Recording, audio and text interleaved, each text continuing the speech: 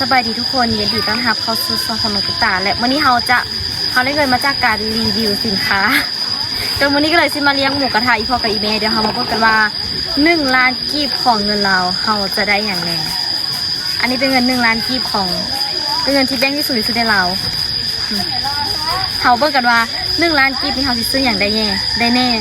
แล้ววันนี้เขาตั้งใจเตรียมมาซื้ออาหารทะเลเนี่ยแล้วก็พืชผักอย่างต่างๆบอกเลยว่าสินค้าตัวนี้ค่อนข้างที่จะแพงเดี๋ยวเขาเข้าไปกันเลยเพราะว่าตอนนี้อากาศร้อนมาก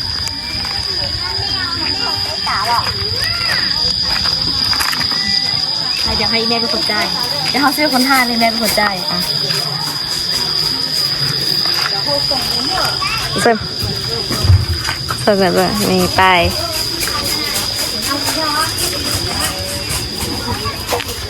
อันนี้หมักเผ็ดผัก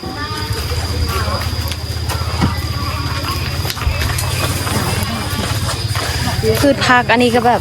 ธรรมชาติได้นี่อันนี้ปลูกแบบเป็นตาแซ่บเนาะอันนี้เห็ดรู้ว่าเด็กเตะน้อยนะ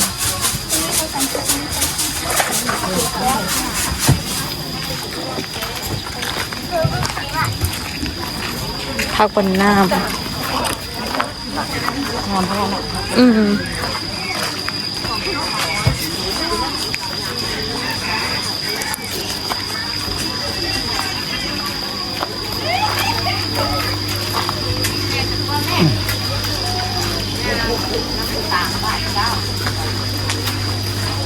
ปวดแดดนั่นละก็ยังปวดแดดนั่นละโอ้ตายยังปวดแดดนั่นละนี่จดอยู่นี่ยังปวดแดดนั่นบ่ปานเดียวก็จะเอาอันนี้ก็ยากแล้วกินผักขี้ริ้วกับปลาหมึกเอา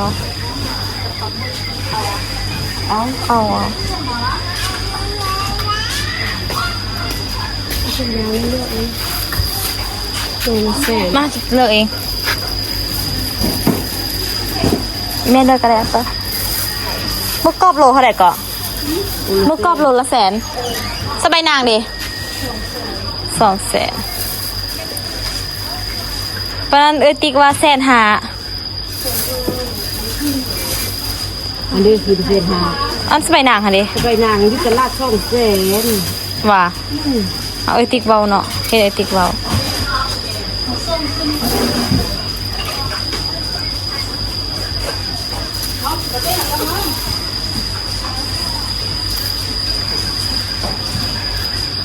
เอาตัวเป็นนวดดีๆฮั่นบ่ต้องเอาตัวเป็นเนื้อ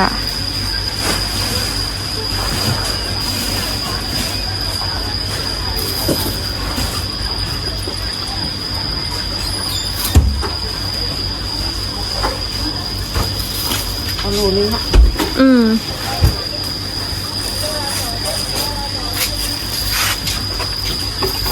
หมดเป็นแล้ว1 กิโล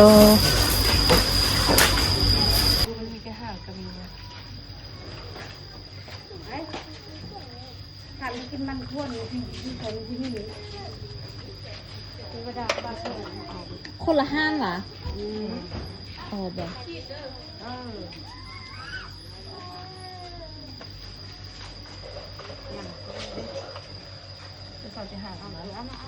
เอาตัวหน้าไปเลยซื้อ2 พัน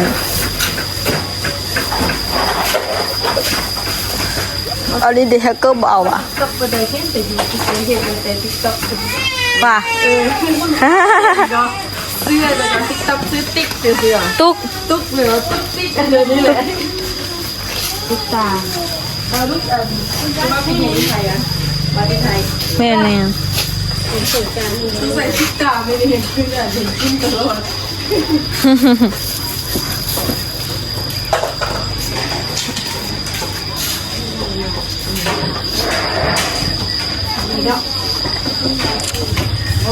พอเด้อ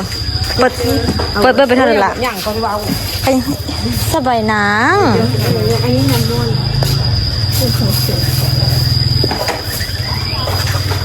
โลละ200,000กันนะเดี๋ยวนี้เขาส่ง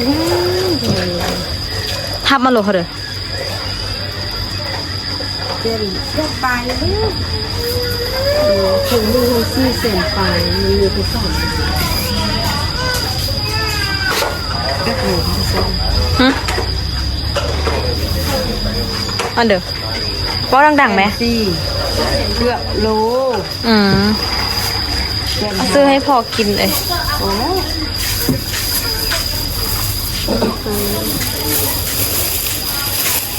ไปตามยัง ยิงไส้รวมกันแล้วก็แล้วเนาะเป็นลายทงเปลืองขนาดเนาะ คนเจอ ไปซื้อเห็ดเข้มหมาซื้อเห็ดเข้ม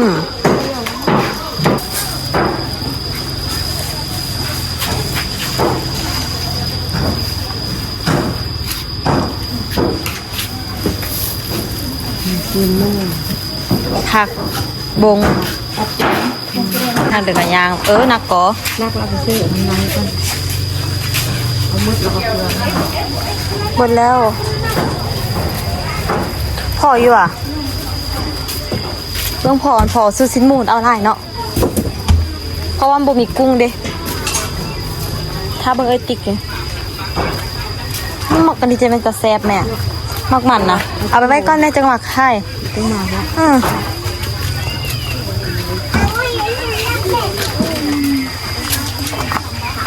ก็ยังไงจ้าซื้อเดี๋ยวมันยุ่งมันยะเลยบัดข้ามมันช่วยกับเทวาน ห้วยผู้บ้าวนี่ บ้าวนี่ เอาได้ดีนะ ห้วยผู้บ้าวมาซื้อยัง ล่างวางไว้เลย เอาจะรถมาแม่ไปน้ำกันทะเล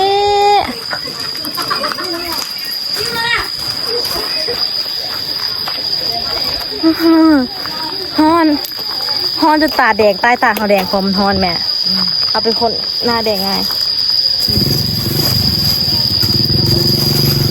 โอ้กับไผ่เอาก็คนแห้งมากรักเนาะเอา รักดอกเลย เฮ็ดพอบอกว่า2 อันหนึ่งละครเนาะซื้อผักซื้อของกินอย่างอื่นเนี่ยเงินเลือกให้เดี๋ยวเบิ่งดูสิได้กาถือ ต้องกินอย่างเดียวเลย เอาไว้ซื้อหมู3 แสนเนี่ยบ่ยังเหลือ2 แสนซื้อผักซื้อมักมันหั่นซื้อมักแตงไว้ตำ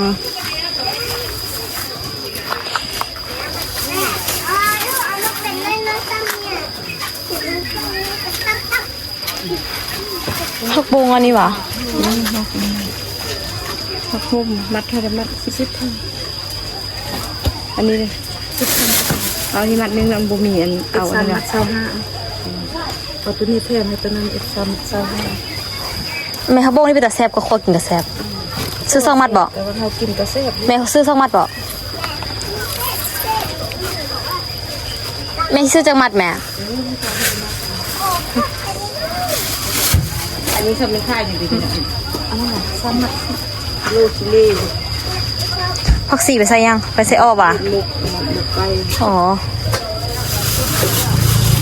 ไป มี4 หมักมันเลือดเท่านั้นเด็กกระแทมเท่าเลยสำหรับโอ้เอาผักซื้อนี่ไปเลยนี่รุดแล้วนะ แทมเอาอันนั้นมาคอยพุ่งยางพุ่งเตงเอาเตงกับลูไปต่ำ โลเท่าไหร่บางแต่นี่ข้าวห้าไว้ตำแล้วนี่เนี่ยแต่แซ่บน่ากินเนาะ อ้อนตีก็ได้แล้วก็ดูนะงานเดี๋ยวเอาน้อยๆใส่ในนังพอดีขึ้นไปว่า เอาอีกวะพอดีแล้ววะ พอดีละ วะ ก็เดี๋ยวมี45อันนี้อันนี้โลนึง พอดีเป็น70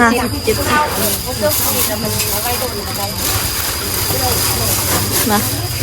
มันจะคงเทม 70เอาก็10,000ก็ไป วางไว้นี่ก็ลูกไปซื้อมันดัง โอเค ดังบ้านต้องเขาได้2 ลูก สมัยตอนเรายังน้อยเราก็เก็บผักมานั่งขายตลาดก่อนแต่ว่าแต่ก่อนตลาดอยู่ถึงพุ่น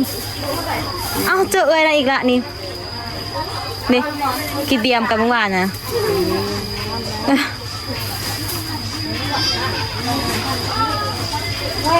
ตลาดนอนขายและนอนเป็นเฮาตีราคาขายลดตัวอย่างน้อยเดี๋ยวนี้อย่างกระเพาแพง โอ้หรือว่าจะทองเลยดี อืม คนดีบ้านพวกเราดีราคากี่เท่า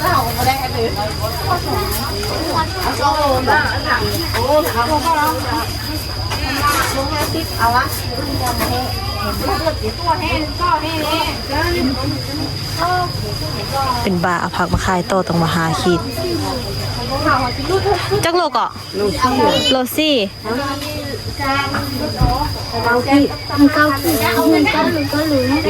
เกาโลป่ะฮะนะ แล้วตื้มเสื้อแล้วถ้ามันเป็นโหลเนาะ เนาะสัมภาวง ผ่อน70,000 กีบ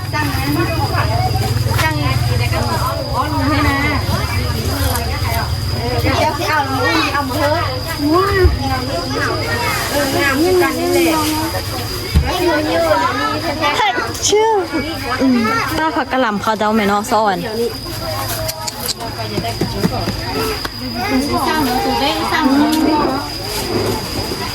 ผักหลายก็คันมาลองซานี้หน้าเบิ่งหน้าแต่ละคนนี่สิเป็นเส้นผักละ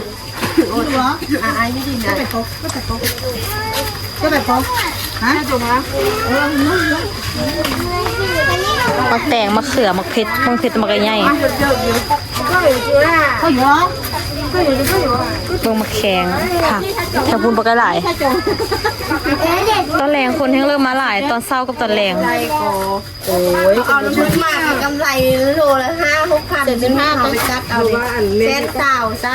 รูดเธอซื้อละเขาซื้อทั้งคนเองมันมีส่วนฉันว่าของเขาว่าเรารูดเธอได้อยู่อันนี้ซื้อทั้งคนกันได้กำไรน้อยค่าน้ำมันลดมาอีกมีน้ำนะ2 โลซี่นี่ว่า2 โลซี่ขอน้ำเรา110,000 ใจได้น้อยเนอะ มีน้ำกับเจ้าออกเลยแล้วก็สร้างไม้ยากยัง เขาซื้อมาผมให้เราเข้าไปซื้อมาไปเข้านะต้องเข้าสกายบ้าเขาหลุดให้แล้วเนาะ ยากนังบอกว่ามีน้ำมาที่ให้ลดราคาไปให้เดือดแกง แกงกันเดี๋ยวมัดให้เลยมันละซ่าเดี๋ยวเราแกงเนาะมาได้ที่ห้าร้านเชียงสังอ่ะ มีการต่อยให้ลดดีนะแพงเดี๋ยวนี้เดี๋ยวก็แพงของตลาดบ้านเราเดี๋ยวนี้เดี๋ยวก็แพงด้วยราคาแพงว่าเมื่อกี้นี่เขาเถียงเป็นเถียงตายเด้อเถียงราคาผักกันเขาจะซื้อผักอ๋อเถอะ รอบนี้สิหิ้ว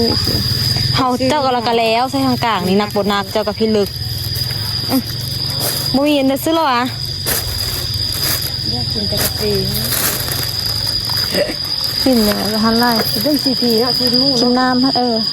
เดี๋ยวเราสร้างหัวบริการหัวนี่ลูกอุกใจเลยลูกเดี๋ยวกับอุกใจบริการหัว โอ้สังหัวซื้อ การก็เป็นทุเรียน ทุเรียนบูมีเห็ดมีเลยทุเรียนอยู่เสือทุเรียนบูมีก็เข้าไปเมื่อกี้นี่ไม่มีทุเรียนเลยทุเรียนเขาจะค่ายอยู่เสือจ้ะทุเรียนเพื่อนเขาจะมีค่ายกับมาเฮือน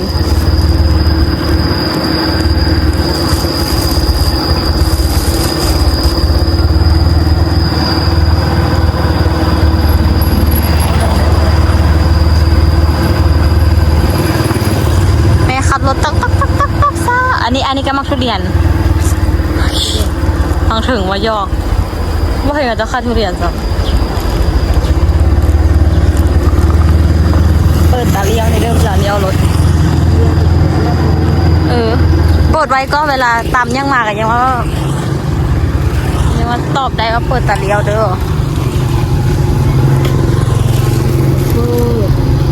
ซื้อหมูมีแต่ห้าด้วยผู้เดียวค่ะเราเปิดห้าด้วยที่ห้าต้นอาหารพอตันเลย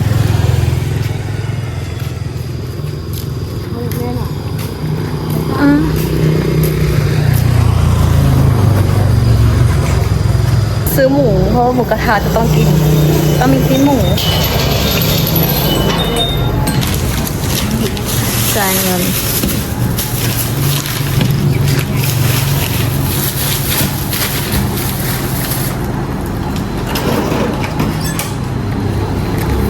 เดือน2 เซนค่ะบริกุ้ง ไม่ดีใจกุ้ง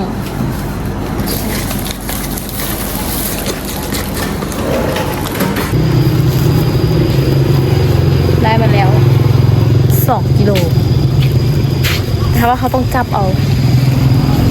ห้าซาผมถ้าบ่มี5ซาผมเนี่ยตอนนี้โทรถามไปติ๊กก่อนไหมเบิกกับแม่บางทีติ๊กเซตมา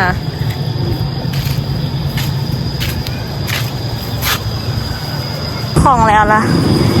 แม่เพิ่นสิไปขาย5ซาหัวว่าซั่น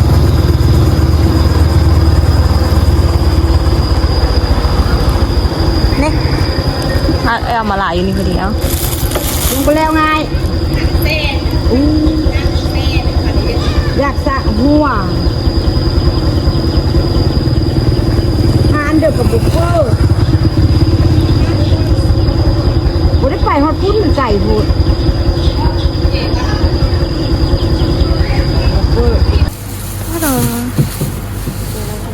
ซื้อกระปุกออมสินให้ไทเกอร์ เอาเงินเส้นได้ ค่ายางพาราแล้วก็เงินใส่ลายมีบ่อย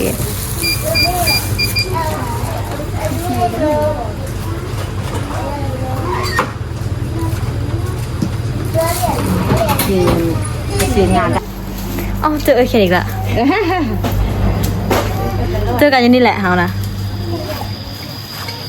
มินิมาร์ทมินิมาร์ทถามว่าที่ลาวมีมินิมาร์ทไหนที่ลาวมีนะคะ มีแต่ว่ามันเพิ่งเปิดเด้ ก็เปิด หากระเปิด มงเดือนนี่นะ มันบอก สาขาโซ่ อันนี้สาขา2อ๋อฮอนแล้วสภาพเฮาถามแล้วทุกคนการแต่งตัวของเฮามันบ่แม่นสไตล์เด้ ไปนาน ไปสวนเพิ่งไปสวนมานะอยากนอนก็เลยนอน นุ่งเป็นส่วนอย่างไว้ ถ้ากันอยาก เครื่องเลยเหรอ คือหนูอยากนอนแฮงมาฮอดแล้วก็นอนแล้วก็ใส่ชุดนี้มาเลยอีแม่ปลุกมาตลาดไปเชื่อเด้อตลาดไปเบิ่งกันแล้วฮอหลาย ต้องสะและหัวมือเลย ต้องซาดอกฮาโนมีจ้ะระวังรถเป็นลมหน่อย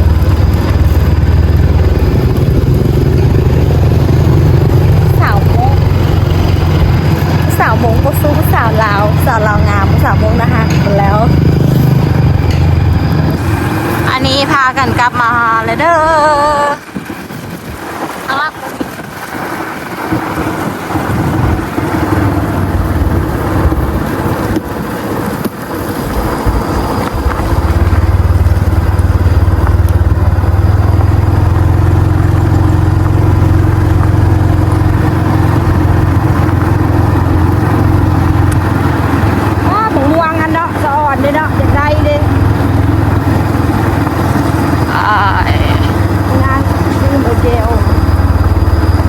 น้อยนี่จับเด็กน้อยเศร้าคนนี้ไปค่ายสบอเบิ้ง มักไอ้เฮได้กวนเด็กน้อยนี่อาชีพรัก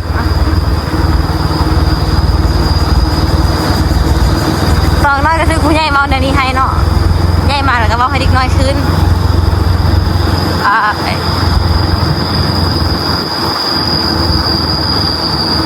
เงิน1 ล้านได้แค่นี้แถมไม่พอกุ้งไม่พอกิน กุ้งกันเทียนเรื่องเส้นไป เรื่องเงิน100,000ไปแต่ว่ายี่ห้อยังมีเงิน2-3 แสนอยู่ก่อ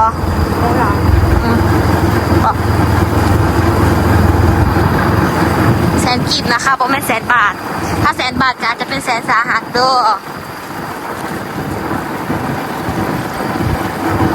เขาต้นใจเรื่องเงินกันถ้าติดกระจกแล้วเหมือนเดียวนี้แล้วก็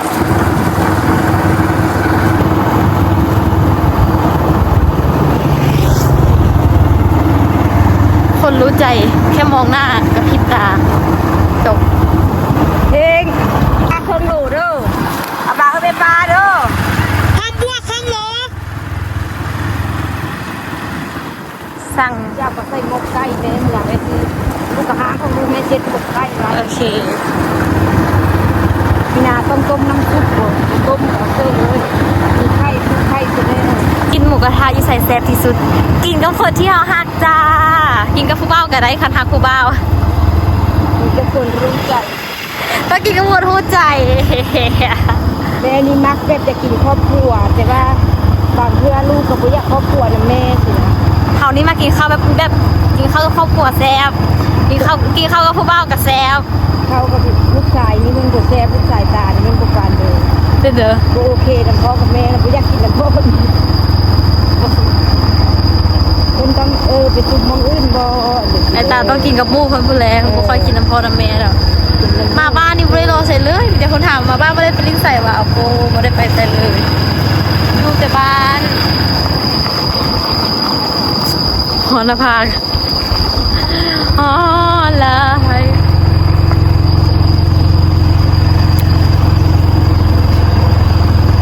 นะคะ เดี๋ยวนะใจแต่มัดทะลุของนั้นแหละเนาะคิดกับปักจ้อยดอยซะบ่อาบน้ำมันแน่เนอนเจอด้วยอาบอยู่อ่ะมันต้องเป็น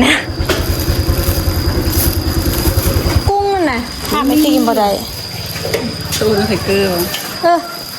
ทุเรียนกับบ่มี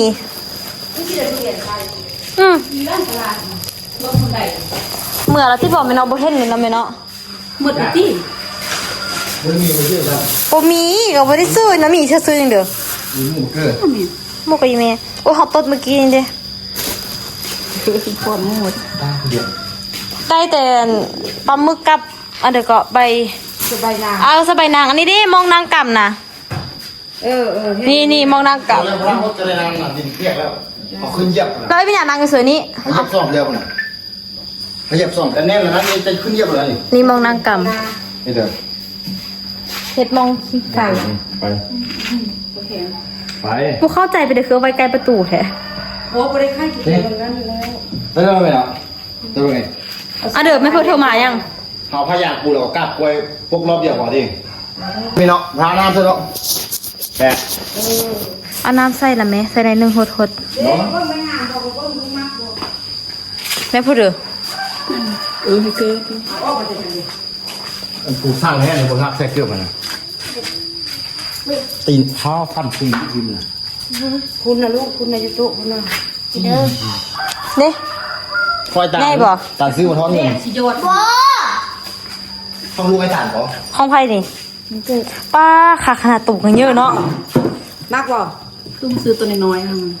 โบเบสิโกน แม่สิป้อนสิป้อนคนละอันบอกให้จริงซื้อ2 อันก็ได้2 อันเพิ่มมันอันหนึงไปเจ้าอันหนึง โบซื้อได้แล้วก็การสิรักหาเต้นอะไร ไปอย่าเฝ้าอย่าคือแล้ว ซ่อมทำได้หวานนี่คนอะไรก็เป็นโซอ่ะ เอานะคะนั่งกลับนะต้องมีแบบนี้นั่งกำ จะอ่อนเอียงบุเอียงแต่ว่าที่ซื้อเนี่ยแกดีเอียงนะก็ยับไปที่อันนั้นยับเขาห่วนยับออกมา แต่เนี้ยพวกมามันซ้ำกันในนี้โอ้ยคุยพี่นันนอนหมดตรงนี้ อันนี้ เอานะข้างพี่ตี้ ทางสิแล้วอันนี้เขาก็ปูเฮือนหมกคนนอนเฝ้าเอ็นน้อย จะเสื้อบอกตัวอีแม่นั่งกำพนะอันคนในบ้านเขาจะทำมาโบย่านพี่วะบอกอันนั้นเป็นป้องอยู่เลยเนาะนั่งกำเขาจะเสื้อเรื่องแบบอันเดอ่านแบบพี่ มิดเลย น่าจะเบื่อแม่อยู่ อยู่คก เท่ก็นั่งกำเขาจะเสื้อเรื่องแบบพี่เลยสินะต้องเอาวันอันอย่างก็เอาอัน ปิดเริ่มข้ามพูดมันปิดอันนั้นตัว แม่แล้วก็เอาอีหยังก็เอาอันก้างหน้ากระทันนะ ไปหน้ามันกระทัน หน้ามากระทันเอาไว้นี่ไว้แบบทางเข้าเฮือนว่าเพื่อแบบประตูเข้าเฮือนต้องมีอะนะการพี่เข้าสินะมันบ่แม่นพี่แบบว่าอันคือพี่มันก็คือมันจะมีวิญญาณคนกับพี่ที่แบบยังเป็นยังพี่ที่เป็นคนอยู่หั่นนะเคยอย่างก็แบบพวกพี่ป้อพี่กะพี่อะไรสินะหาว่าบ้านถ้ามีบ่มี ยังมีอยู่เพราะว่าคนเขาเจ้าลิ้นของอะนะมียังมีอยู่ได้แล้วก็อีกอย่างหนึงก็คือพี่ที่แบบว่าพวกวิญญาณที่ตายไปแล้ว อันนี้บ่ค่อยอันนี้บ่ย่านได้อันเรื่องพี่วิญญาณตายไปแล้วนะแต่เขาย่านพี่ที่แบบมันสิกินเห่าพี่แบบนี้นะพี่กระซื้อโบ เขาก็รู้เฮาอ่อนเอดิดวงเฮาอ่อนเอ ตัวออนแอร์แล้วก็บวกกับกินของเล็กน้อยที่เกิดออกมาใหม่มันสิแบบ กินข้าวเล็กน้อย บ้านเฮายังมีแบบนี้ก่อนทุกคน กินอะไร อืม เสื้อยูซ่ากับนับกระทืบเหมือนก่อนล่ะ ทื่อบทอีหลีแมนแบบทื่อกันตั้งแต่เลยมา มันเคยมีเหตุการณ์เด้มันเคยมีเหตุการณ์ขึ้นเพื่อนก็เลยต้องทื่อกัน ไม่ว่าจะยุหลาน อยู่ไทยครับ ถ้าผ่านอีสาน อยู่ไทยอีสานก็ถือบ่ฮู้ว่าทางอื่นถือบ่แต่ว่าอีสานบางหมองก็ถือคือกัน พี่ที่แบบว่าคนที่ตายไปแล้วแล้วแบบเป็นพี่เป็นวิญญาณอันนี้เฮาบ่ได้ยานใดรู้สึกว่าก็รู้สึกว่าคันเห็นก็คือแบบบ่ได้ตกใจอีหยังอะนะแต่สิ่งที่ยานคือพี่กะพี่ปอบพี่ที่แบบมันสิกินคนพี่ที่แบบมันยังแบบเป็นทั้งคนเป็นทั้งพี่อะนะอันนี้เป็นตายาน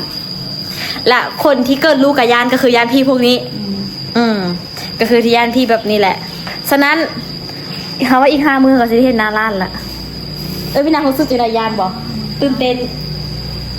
ตื่นเต้นกับมันก็ยันๆนิดนึงอะไรเฮา เขาบ่เคยเกิดลูก เนาะ เนาะ เดี๋ยวบางคนก็เว้าแนวนึงบางคนก็เว้าแนวนึงสินะ ยานเจ็บบ่ เจ็บอยู่แล้วเรื่องเจ็บ แต่ว่ายา แต่ น ว่ายาแบบเกิดงานนะ ยานเกิดยานเนาะ ยังเกิดงาน ผู้หญิงเกิดง่ายค่ะแต่ว่าย าแบบเกิดงานเกิดแต่ว่าก็เริ่มแล้ว2-3 มื้อนี้มารู้สึกผิดปกติอ่ะ เงินบ่ รู้สึกแป๊กเริ่มเจ็บเอวปันทองดูเมื่อยง่าย ฟันทองน่ะ ปันทองแข็งๆเจ็บท้อง เรียกมีลูกเขาห้ามมันไม่หนาตลอดก่อนแล้วทำมากกว่าเจ็บท้องอ่ะเกิดลูกก่อนดิคือรู้สึกตื่นเต้นตลอดขนาดแบบ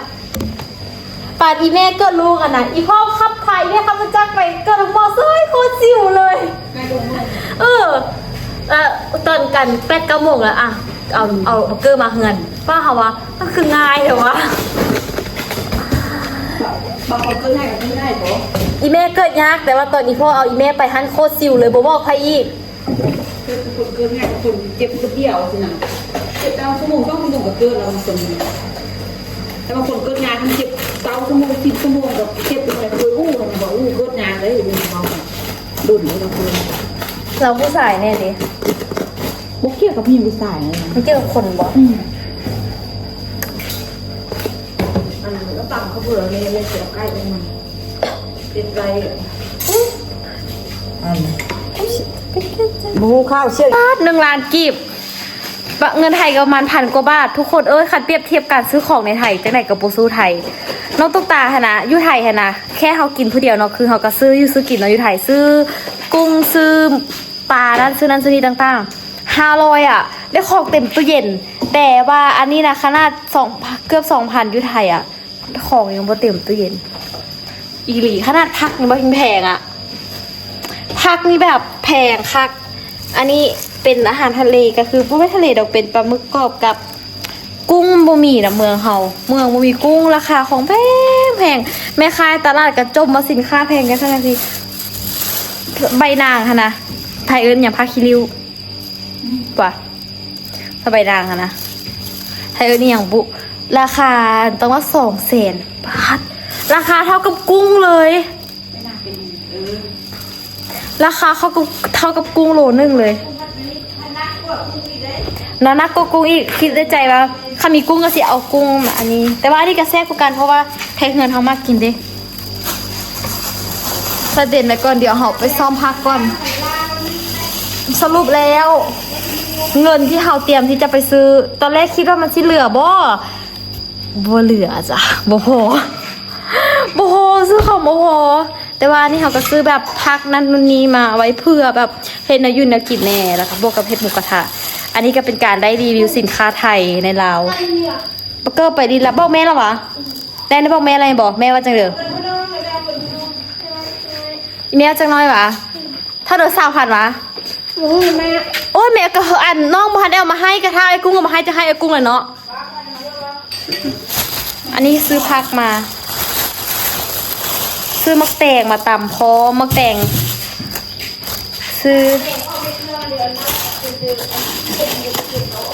นี่อันนี้ก็เป็นพืชผักแม่คุณซื้อมาค่าตั้งกล้องอยู่ใส่บ้าไปเท่านั้นเนาะเห็นแล้วอยู่ในนั้น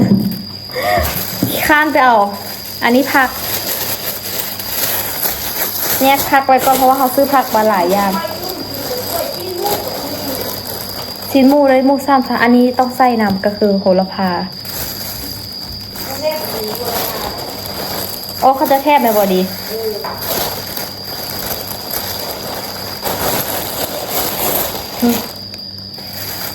อันอีเมจิใส่อันพักสีนี้มัดนึงหวะให้2 มัดเนาะแม่เพื่อจะเฮ็ดหมกไก่ อันนี้ผักบงนี่เขาใส่มัดหนึ่งก็พอแล้วผักสีกับผักบงอยู่ในช่องเดียวกันเด้ออย่าลืมไม่ใช่เกินไว้อันนี้ไว้พัดผักบงอันนี้แซ่บกว่าผักบงอันยังหันดิ ทางเข้าทางไหน 10,000 ที่อยู่นะที่ทางเข้าอันนั้นที่จะบ้านค่ายปลาบ่เขาบอกว่านี่ บ่แม่น ซื้อมันไหน โอ้โหบ่เจอมองเดือใครปะมองเดือกระสุดค่ะอมมัน บ่สูตรเข้าไปตลาดรับเนี้ยเลย ผักโคบนี่เดี๋ยวปัดเศร้ามาเลยเนาะ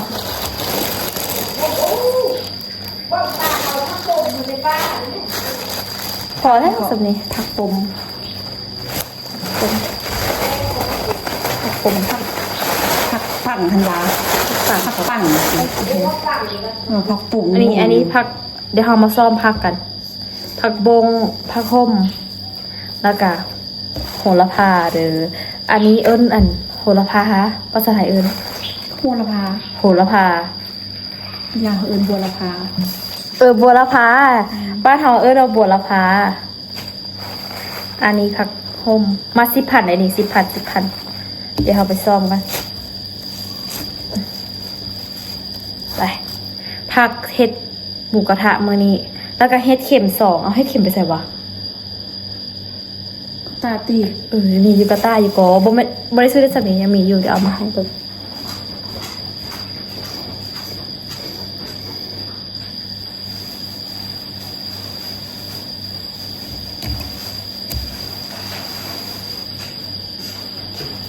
3 นาทีค่าติดคุก ได้ไหม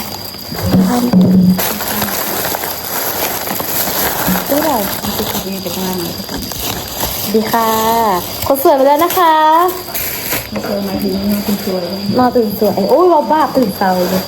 ไม่สวยนะ โอ้ได้เฮ็ดเข้ม หมดแล้วนะ เตรียมนางกำตื่นเต้นเนาะคณะเฮาบ่เป็นผู้เกิดเขาจะตื่นเต้น ยังไม่ได้เที่ยงเราไม่ทำยัง ซื้อโลนึงซื้อไปรูปมาโลนึง เอามูเนี่ยวะ มันมีแต่หมูนี่ก็บ่มีหมูหยังเลยมีแต่กระดูกต้มกระดูก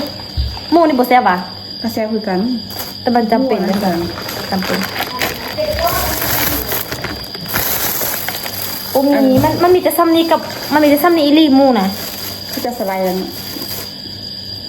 มันดังทำเผือกเค็ดอ่านกินแดงคน มันดางนี่ก็ซื้อมา30,000 รถหนึ่ง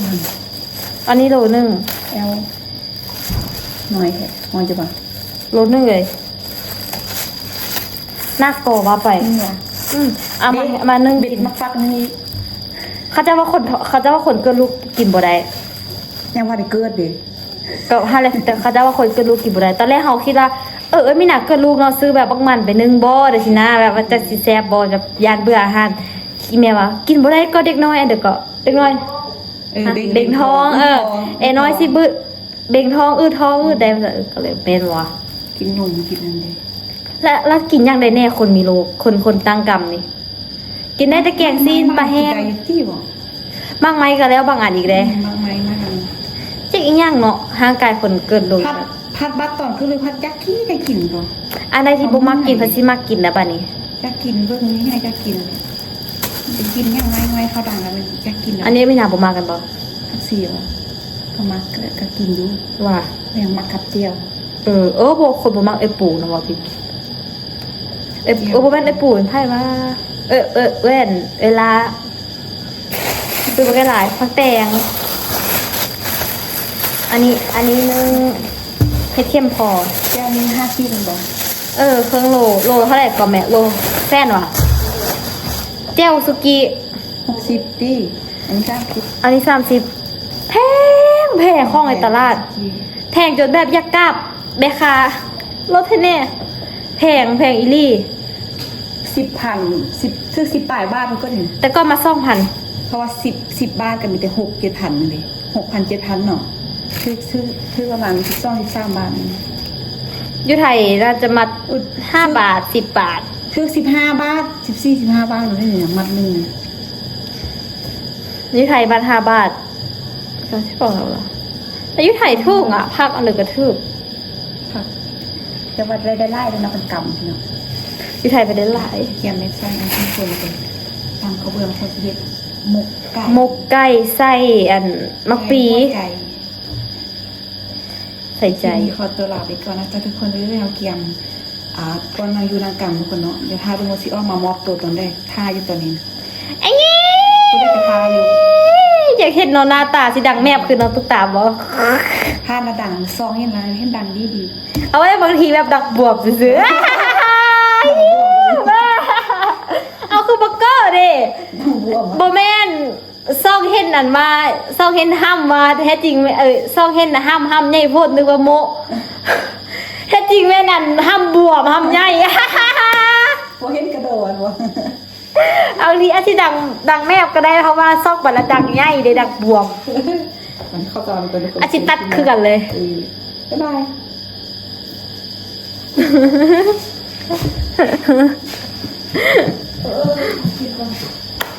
ไปเดี๋ยวเฮาสิมาซ้อมผืดซ้อมผักเห็ดบุกกระถุนี่แหละเวลาที่แบบเฮามาบ้านเฮาได้กินกับครอบครัวเป็นอย่างที่แบบเวลาแบบเราได้กินหมูกระทะกับครอบครัวเป็นอย่างที่แบบสุดยอดเลยแล้วก็อีกอย่างก็คือกินห่าวกินยูไทยคักบยูไทยแล้วกินผู้เดียวตลอดกินกับหมู่นี่แบบกินน้ำกันอยู่โดนๆเธอทรงมีเฮียนเท่านั้นที่ได้กินน้ำกันแต่ว่า โดยปกติแล้วกินผู้เดียวสลายยูไทยได้กินผู้เดียวแล้วอีกอย่างที่สำคัญคือคันมีแฟนแล้วจะไม่กินกับแฟนเด้อแต่ตอนนี้ยังบ่มี คันมีแฟนจะไม่กินกับแฟนอยู่แต่ว่าตอนนี้ยังบ่มีหาบ่ได้